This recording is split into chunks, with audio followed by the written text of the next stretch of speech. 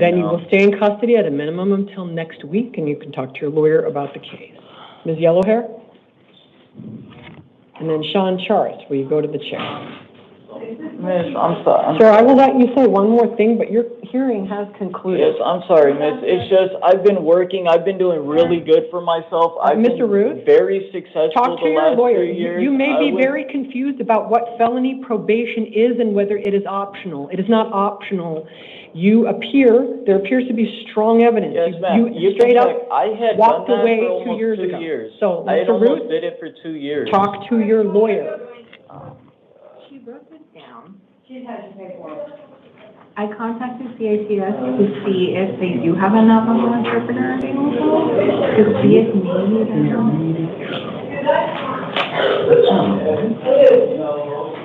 Oh my God, I have something. I can try to get an interpreter to see if that works.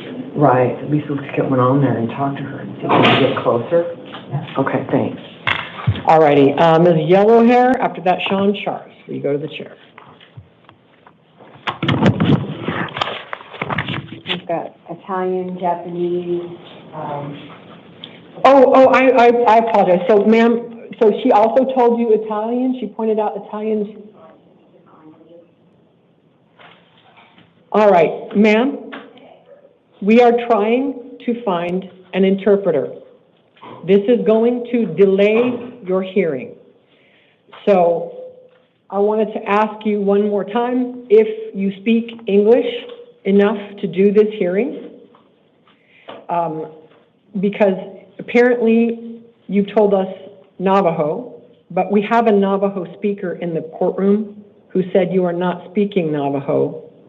You said you speak Puerto Rican, which is not a language, it is Spanish, but then you told me you don't speak Spanish.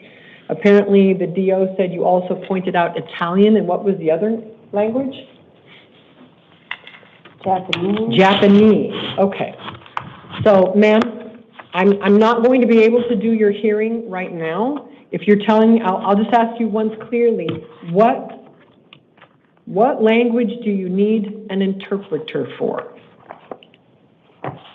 The paperwork. We're not going to translate paperwork for you anyway. I take it in myself. I take the papers from here. Yes. What language were you born speaking? The microphone and Navajo. Japanese is my first language, and then Navajo is my second. You appear to be speaking very fluent English to me. Very fluent. Where were you born? I was born in Arizona. Okay. I might have an Navajo. All right, let's see if we can get a Navajo interpreter, because, ma'am, I'm very concerned that you're not either being honest or capable of being honest about the languages that you speak. She asked about the papers, the headgear, the box, and I asked for the box so I can know what's going on my paperwork. Did you go to school in Arizona? Yes. All right. And was that an English-speaking school? Yes. All right, did you graduate? No. Okay, when did you stop going to school? I did after high school. All right, so you made it through high school here in Arizona in the English language. Well, you made it through some of high school. No. None of high school. No. Okay, so ma'am, it appears very, very clear to me that you speak English. I'm not an expert. I think we're going to have a Navajo interpreter here. I need the interpretation part. But you clearly don't. We are having a conversation. You said you were born and raised in Arizona and went to English-speaking school. You patently speak English. So I'm not sure why you're telling us that you speak a wide variety of languages. Because I don't speak enough. Ask. Okay, well, it's fine if you speak lots of languages, but you clearly also speak English, right? Just barely. Just some enough to get by. I needed the interpreter, and she asked. Okay, so ma'am, actually, this entire conversation just, it leads me to believe you either have mental health issues or you think that trying to get an interpreter is going to help you with the outcome of this hearing. It's No. not. It could just delay the hearing. No, she asked if we Okay. need it. All right. And we're having a conversation in fluent and unaccented English, and you're telling me that you barely speak English. So, ma'am, I think at worst that's a lie. At best, that's a delusion. Would you rather that I speak English to you and know what I'm talking about? And or now just- suddenly your accent is far stronger. Or Now just suddenly you are speak putting on an accent. I heard no accent earlier, ma'am. I believe that's malingering. That's So- why I don't talk. So, yeah, all of a sudden you have an accent. So, do you want a Navajo interpreter? Do you want one? I'm going to have you sit down. We'll try to get one now. It may be many hours from now. Do you want a Navajo interpreter or any other one? You will be forced to speak that language and not English, and allow that person to translate for you. It sounds like when you were asked to speak Navajo, you were not speaking Navajo. She not asked me how to speak Navajo. She did ask, yeah. So, ma'am, do you want the words that I say translated into another language? If so, which one? Because we're going to have to get someone on the phone and make you wait while we do it. It may be many hours from now. No, I understand quite clearly what you're saying. Okay, well, that's enough for me. I'm going to edit this, and I'm going to make a few notes about our entire exchange because I want people to be able to watch it, including your lawyer.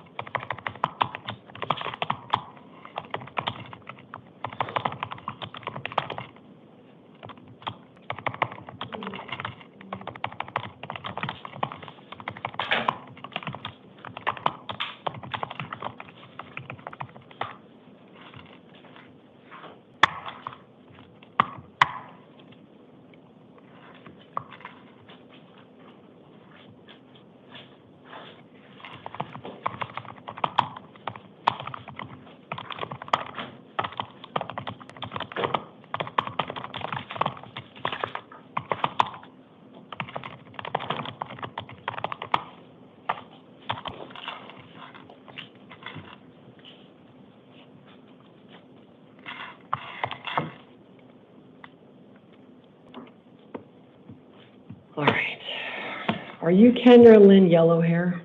Okay. Were you born October 6th of 1986? Okay. All right.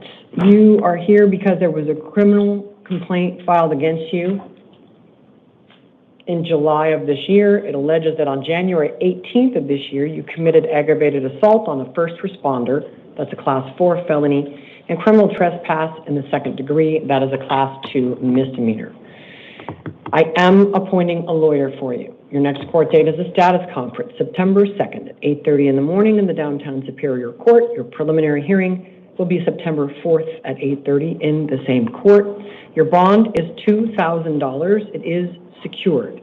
If you bond out, do not go to the scene of the alleged crime, no contact with the alleged victim, nor any arresting officers, no weapons, no drugs without a valid prescription. You may not leave the state of Arizona without the court's consent.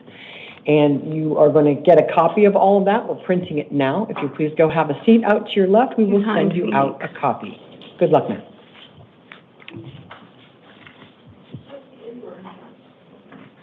All right, Mr. Charis.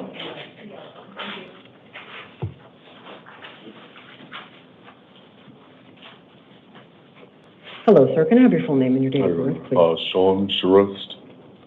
What's your date of birth? September 6, 2006. All right, thank you. You're here on a new case. You were arrested for criminal trespassing in the first degree. It is a Class 6 felony. There is probable cause for it, and I am appointing a lawyer to represent you.